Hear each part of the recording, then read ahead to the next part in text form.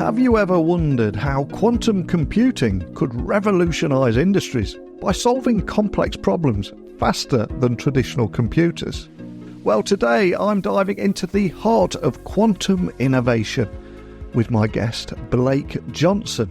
And he's the quantum engine lead for IBM Quantum. And together today, we're going to explore the significant expansion of Qiskit. And it's now engineered to harness the full potential of quantum hardware. From its evolution over 7 years to the introduction of AI-powered tools and new features, all aimed at simplifying quantum computing, I've invited Blake to join me on the podcast and share how these advancements are positioning IBM to achieve that elusive quantum advantage. But the big question is, how close are we to truly integrating quantum solutions into everyday business applications? Well, let's find out. Delivering daily content to 140,000 of you wonderful monthly listeners across the globe is no small feat. I don't want to take all the credit here because it wouldn't be possible without the backing of our dedicated sponsors and partners. And I also want to shine a light on the fact that legacy managed file transfer tools are looking dated. They often lack the security that today's remote workforce demands. And companies that continue relying on that outdated tech, they're in danger of putting their sensitive data at risk. Attention IT professionals, are you tired of juggling these multiple servers for secure file sharing? Integrated shared folders and email plus a comprehensive REST API. Kiteworks simplifies your workflow. For administrators, you can experience unmatched functionality and integration that traditional MFT servers just can't touch. Step into the future of secure managed file transfer with Kiteworks by going to kiteworks.com to get started. That's kiteworks.com. And remember, Kiteworks is also FedRAMP moderate authorized. Thank you for your patience today. This is the moment you've been waiting for. It's time to welcome my guest onto the show. So buckle up and hold on tight as I beam your ears all the way to New York, where Blake Johnson is waiting to talk with us today. So a massive warm welcome to the show, Blake. Can you tell everyone listening a little about who you are and what you do? So I'm Blake Johnson. I was trained as a physicist, but I've spent the last 20 years of my career working to build quantum computers and make them a reality. Today I'm an engineering lead at IBM Quantum, and our program is large, but the particular slice of that program that I'm accountable for is something we call the quantum engine, which encompasses like the software systems that execute queries on IBM's quantum computers. Fantastic. Well, it's a pleasure to have you on here. Every day I try and take a different topic and demystify it for listeners, put it in a language everyone can understand. And you're working on, is it Qiskit at the moment, or Kids? How do you pronounce that? Yeah, sure. The everlasting debate about the pronunciation. Either is fine. We actually had at our team one summer to kind of celebrate the different pronunciations, made T-shirts with the two different common pronunciations, and people got to choose their pronunciation that they preferred, and had it like in a dictionary, like phonetic spelling of Qiskit or Qiskit. And inside IBM, what's the preferred pronunciation there? Really, you find both. I say Qiskit, so we can stick with that one for today. Qiskit it is, and it is an open source software development kit for working quantum computers at the level of circuits, pulses, and algorithms. So we're going to geek out a little bit today, but just to set the scene, can you give me a bit of an overview of the recent expansion you've had, and also exactly what it is and how you're enhancing the performance of real quantum hardware? Yeah, great. So maybe a little bit of background to help set the scene, right? So the fundamental unit of computation on a quantum computer is a quantum circuit, which is a sequence of logical operations performed on quantum bits or qubits of a quantum computer. And the kind of the core element of Qiskit, the Qiskit SDK, is a Python framework for building, optimizing, and executing those quantum circuits. And the SDK has gotten really quite good over the past 7 years, so much so that we were finally willing to kind of give it the label of 1.0 in a Qiskit SDK release this past March.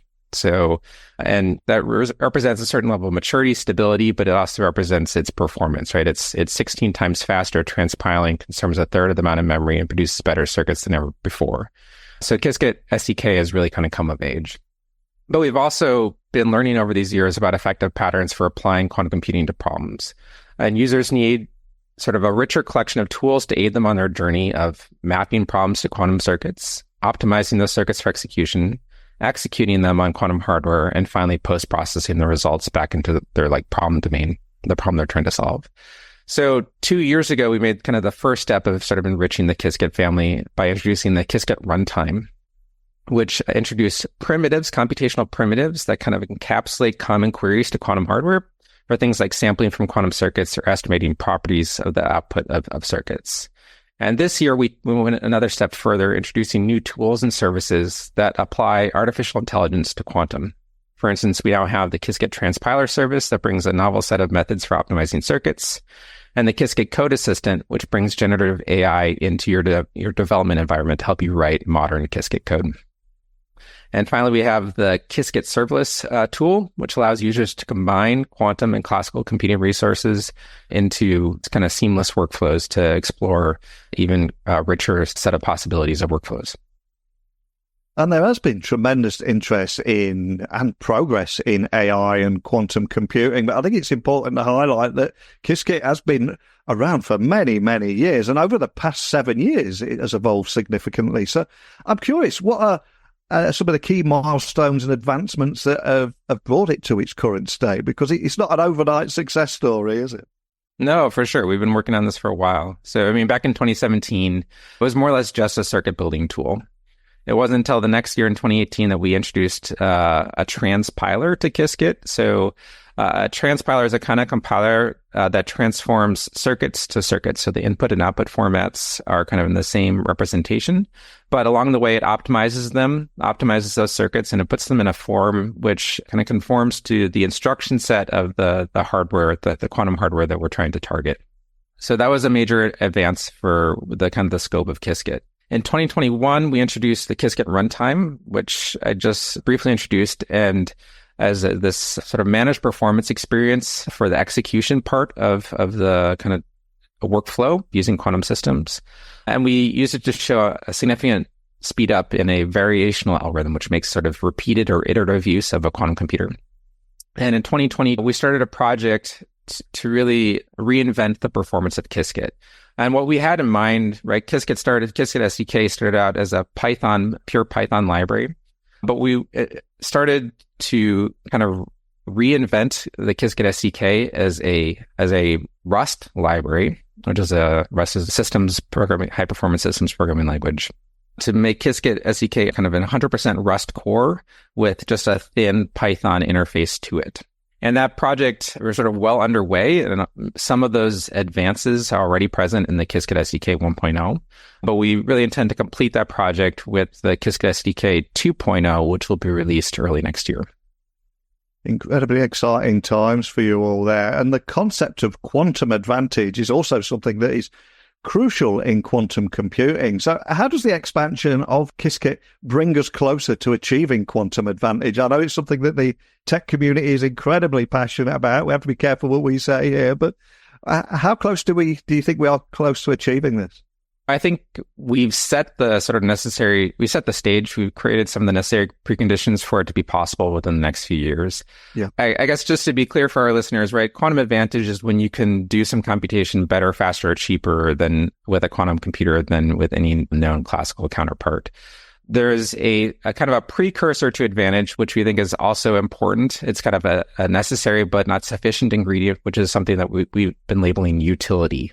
Quantum utility is when your quantum computer finally is better at being a quantum computer than a classical simulator, which kind of is obviously a necessary thing for advantage, because if you could just use a quantum simulator instead, then you wouldn't need the quantum hardware, right? Like the simulation approach would provide the right or best computational approach. So our quantum hardwares need to at least be better than we can simulate quantum hardware. And we made we showed the first evidence that was possible with near-term quantum computers in a result that we published in the magazine Nature last summer. And so we're kind of, with that, we finally stepped into this age of utility scale quantum computing. And the Qiskit SDK sort of needs to support this new era of utility scale quantum. And what that means is that we need to be able to, it kind of has two parts. We need to be able to build and optimize circuits at utility scale, at sort of this scale which is beyond our capability to simulate the action of the quantum computer.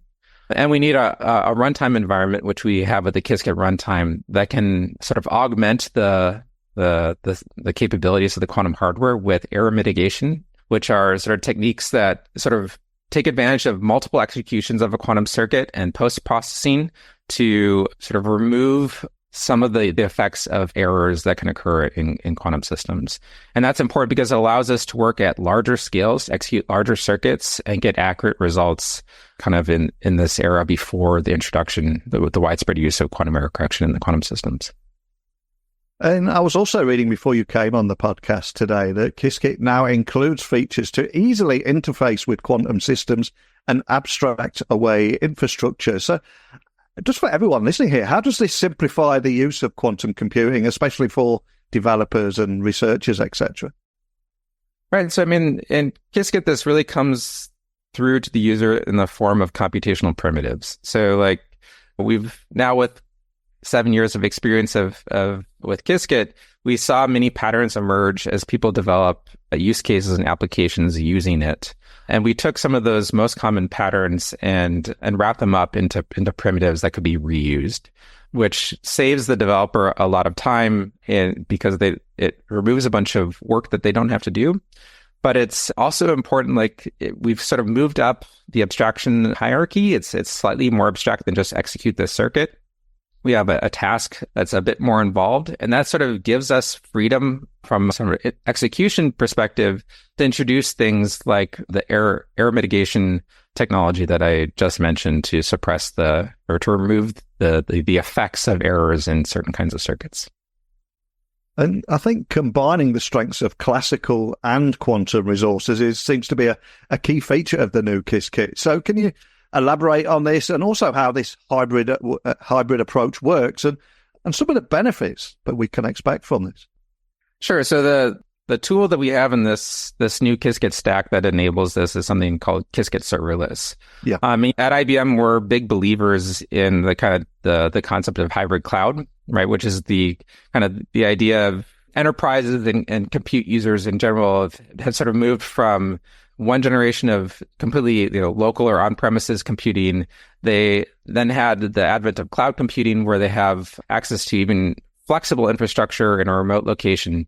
But enterprises and researchers have often struggled with the fact that their data is maybe local and their compute resources is remote, and even just like getting the data to their compute is a hard task. And so the kind of the general concept of hybrid cloud, right, is to sort of bring your data in your compute into the place where it makes sense for your workflow. And so then you see things like edge computing, local clusters, and computing models which allow you to kind of mix and match or assemble the compute resource that is sort of the most appropriate for your task. Right? And so Qiskit serverless exists in this kind of conceptual framework of the hybrid cloud, where you can assemble the kind of the compute infrastructure that makes sense for your workload, whether that's a local compute cluster that you have in your research institute or enterprise with a quantum resource that we have. And so it both has sort of tooling that makes it possible to assemble those things, and then for the developer, make it very straightforward to kind of mark up the code of sort of how that resource should be consumed, to splitting the problem on quantum and classical. So there's kind of one aspect of it, which is about kind of the infrastructure concerns about creating these hybrid quantum and classical computing resources. But the kind of, for us, the kind of the reason we're doing it isn't just that we believe in that as sort of a useful computing model. We also see the possibility to extend the power of quantum computing by making these combinations. There's sort of a new family of techniques that we generally label as circuit knitting, which are ways that can kind of split up the problem, either in sort of the problem description layer or in the description of those quantum circuits themselves, and address part of the problem with the classical computing technique and part of the problem with a quantum computing technique, and to be able to combine the two so that you can do computations that you couldn't do with those computing paradigms in isolation. And I said a few moments ago, there's an incredibly passionate community out there, and I was reading that there's a global quantum ecosystem of more than 600,000 users. So how does IBM foster collaboration and innovation within this community to together help advance quantum computing? I would imagine this is something that you're passionate about too, right? Oh, for sure. And it happens in several different ways, some of which are kind of more structured and some of which are more organic. Kind of more on the structured side, we have our IBM Quantum Network, which now has over 300 members that include enterprises, startups, research institutions, governments, universities, and so forth. And IBM hosts kind of regional events for Quantum Network members in the US, Europe. We had our first one in South America earlier this year. And those events, really their primary purpose is to bring network members together to create this sort of network effect where they can collaborate and learn from each other. Part of that network includes working groups that we organize to work with network members on specific application domains in this sort of utility scale quantum era. So we have one on healthcare and life sciences, one on optimization, quantum simulation materials, and so forth. So that's the kind of the structured side. On the more organic side, we also have a growing network of what we call Qiskit advocates. There's over 500 Qiskit advocates now in over 50 countries. And the Qiskit advocates often organize sort of local events in their communities like camps, hackathons, and so on, other enthusiasts, and get them together to kind of share their passion or work together in a focused way on quantum computing projects. I'm not sure how much you will be able to share with me, but looking ahead, what are IBM's visions for the future of quantum software? And again, how do you see the role of Qiskit and its users evolving in this pursuit of useful quantum computing where we're solving real-world problems? So I think actually we can say more than maybe some others because we've been very public about kind of forecasting where we're going, right? So we started this practice of producing a roadmap back in, I think, 2019. And we've updated ever since. Our latest version of that actually has a 10-year view projecting out to 2033. So you can see where we're trying to go from both a sort of systems perspective, what the fundamental compute resource that we're trying to build, and then the layers that we want to build on top of it. And if you look at that roadmap, what you'll notice is that we've put the focus on the size of circuits that users can, at the foundational level, the size of circuits that can reliably execute on the quantum hardware. And that roadmap includes a kind of a transition point from this current era of error mitigation to an era of fault tolerance or error correction starting in 2029. And so one of the things that we need from kind of the base level of our software stack, the kind of the engine, right, that I'm responsible for is to continue to evolve the systems to be able to scale up to these larger and larger circuits and to manage this transition from error mitigation to fault tolerance in a way that we desire it to be actually in some sense transparent to you as the user, right? Like that what you notice is simply that you can run larger circuits, that you're not sort of intimately fussing over the details of how that capability is delivered. But then we also need to sort of grow up the kind of a platform and application layers on top of that foundation together with users and ecosystem partners so they can be able to explore application domains, informing like what patterns actually lead to quantum advantage, and then be able to sort of deliver that capability to users through application layers and application libraries that can work on top of our platform. Sort of like the big picture vision though, right, is that we want Qiskit to be the fabric that sort of enables increasing scale and sophistication, and that eventually like weaves together classical computing resources into a new paradigm of high performance computing. Wow, so much excitement on the road ahead there. And before I let you go, I want to have a little bit of fun with you. We've geeked out a little today, but I also asked my guests if there's a book that they recommend that we can add to our Amazon wish list, or a song that we can add to a Spotify playlist. All I'm going to ask is, which would you like to leave everyone listening with and why? Oh, wow. I love asking this question because you can talk about quantum computing and so many complex subjects. Ask you a book or a song. That's the tricky stuff, right? Yeah. So I just read this biography of Albert Einstein by Isaacson, which I found absolutely fascinating. I imagine many of your listeners have encountered already, but if not, it's well worth the read. It's a hefty book. It's quite a few pages, but his story is fascinating and in many ways surprising. And so particularly for me as a scientist, right, like I think he's a fascinating character, and particularly one in which like he's obviously very celebrated, but also kind of curiously flawed as well. And so his story is really curious and entertaining.